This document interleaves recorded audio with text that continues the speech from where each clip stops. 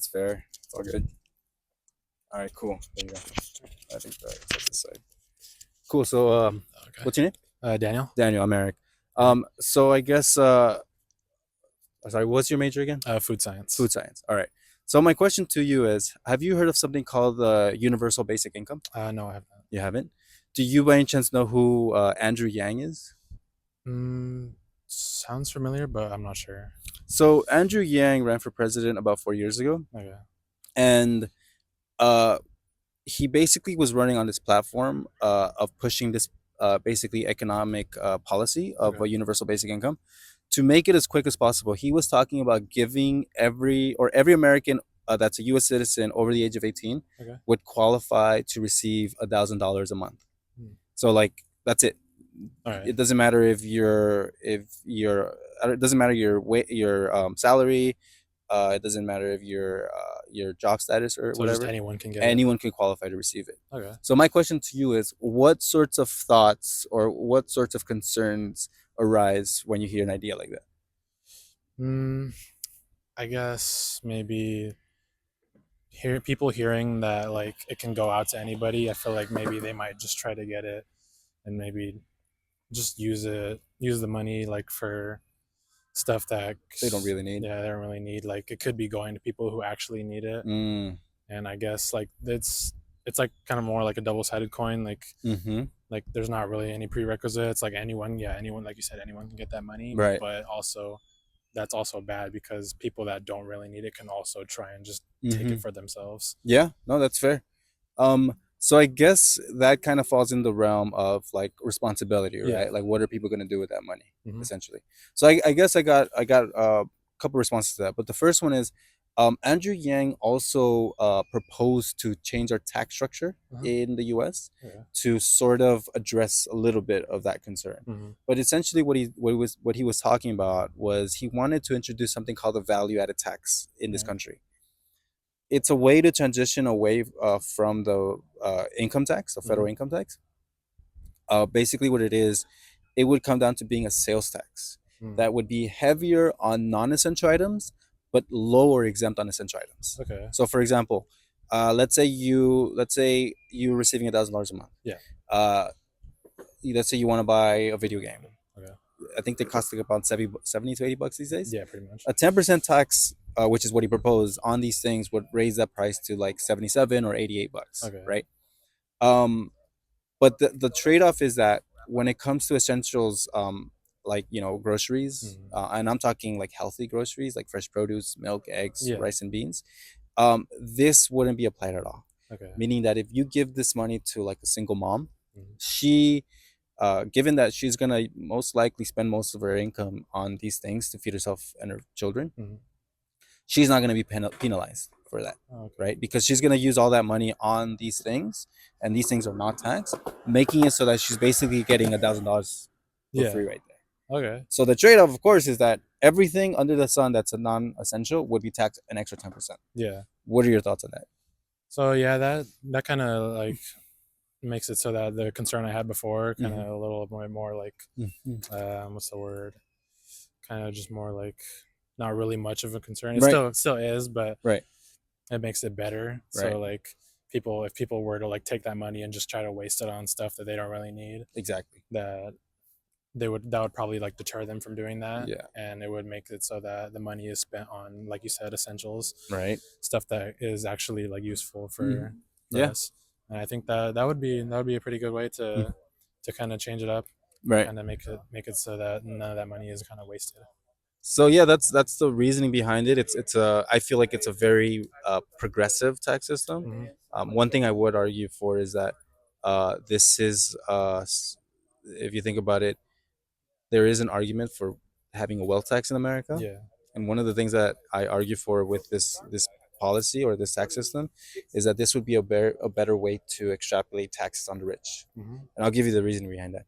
If you are taxing non-essentials at a higher rate, Yeah. you're gonna find that the richer among us in society are tend to buy more non-essentials than those in low income Yeah. brackets, right? Hmm. Uh, uh, I used to work for I used to work with my cousin with this rich guy in the Beverly Hills area, Yeah.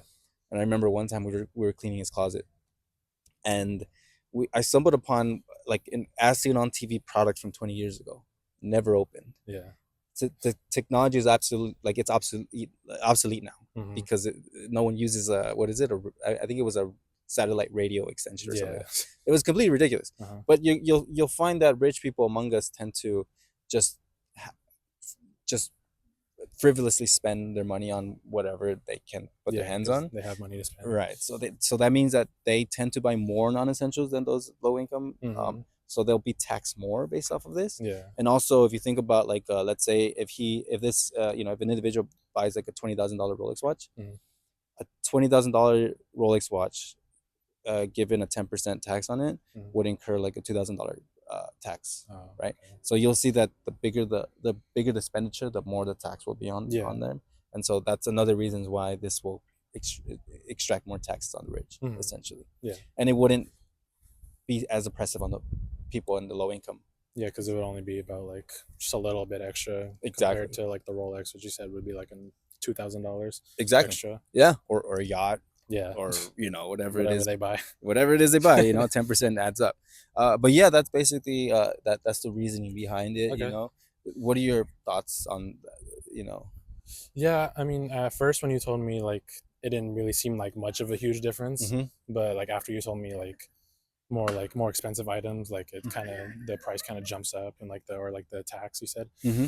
I think that that definitely be a way to like make it so that the richer in our community don't like spend all their money just like on non-essentials really and just kind of just waste it all when it could be going to much better causes. Mm, yeah, basically. I mean, at the end of the day, this policy at its root is trying to address poverty Yeah. and poverty related issues. Hmm. And obviously, when it comes to poverty, the best way to approach it is like getting people in poverty more money. Yeah. So $1,000 a month in a household that, let's say, you know if it's a two-parent household, Hmm. or maybe a family, there's a lot of families that have adults multiple adults living in one household. Yeah. Well, then that just means there's more money in that household, given that each person over the age of 18 will receive $1,000 a month, Hmm. and that's a huge relief for nuclear families, for extended families, Right. and for household incomes Yeah. throughout the U.S. essentially.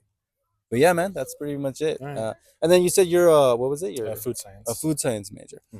One thing I would include on that, because you're a food science major, Yeah. good thing I remembered, is that there this value added tax is also widely used across the world. Sorry, Oh, in many okay. different countries. Yeah. So all of Europe has it. Mexico, Canada, India, Australia, South Africa. Hmm. They all have a version of this. The reason why I mention this is because the UK has a really interesting version of this, Hmm. meaning that what they have is they have a 20% value added tax on non-essentials. Okay. They have a 5% tax on semi-essentials, Hmm. like toiletries, Yeah. diapers. I think children's clothing Okay. clothing are included, and then they have a 0% tax on essentials, Hmm. the ones I mentioned, like Okay. fresh produce and milk and eggs, and then they also have a sugar tax. Mm. And the sugar tax, the reasoning is that there's a lot of processed foods with a high content of added sugars and added, Yeah. high fructose corn syrup and stuff like Hmm. that. Um, the reasoning is that you kind of want to not you want to disincentivize people from consuming a lot of this, Hmm. because if you have a lot of people that consume it in large quantities, they can start developing things like diabetes, Yeah. obesity, other health related issues, and um, that would put a large strain on the healthcare Yeah. services, right? Hmm. So like, if you get a lot of people that are getting diabetes, it's just more money on, more expenses. It's expensive to treat all these things. Hmm. So I would put that out there, that just because that would be a good model to follow when Yeah. it comes to like um, when it comes to how we can implement this policy, Okay. and it's related to the industry, or the your department or your Yeah. major, essentially. Hmm. What are your thoughts on that? Um. Yeah, that's like I didn't even like realize like that all around the world that they have that. The value tax, Yeah, that was like a right? kind of a new thing for me to learn about. Mm-hmm. And then like I feel like that could be like useful like here too. Right. No, it would definitely make a big difference because I feel like we kind of have a problem with a lot of like our foods here. Right, exactly. I mean, just in terms of the rates of chronic diseases like obesity, heart disease, diabetes, Yeah. even things like cancer. Hmm. I mean, no one really knows where cancer comes from, but Yeah. let's just say that the rates of cancer now are a lot greater than 50, 60, 70 years ago. Hmm. And there are a lot of additives and processed foods. Hmm. And, the nature of our food industry is kind of maybe not healthy. Yeah. So this kind of puts into question how can we make a healthier society, Hmm. and again, thing also kind of come, come to it also kind of involves like poverty relief and all of these things. Yeah. But yeah, man, that's basically what I do. Yeah, Nice. but also check out Andrew Yang. Okay. He's the guy that I mentioned. He ran for president, and also I would mention last thing is he did start a new political party. Okay. It's called the Forward Party. Hmm. Um, One thing that we've realized, people like myself, Okay. people like Andrew Yang, Yeah. is that the two establishment parties aren't willing to budge on this topic of a universal basic income. Hmm. So it is going to require sort of like an outsider or like a third party Yeah. alternative to get it going. So I would mention that here in California, for example, we do need a certain amount of registered voters. Yeah. I always put it out there so people can be curious.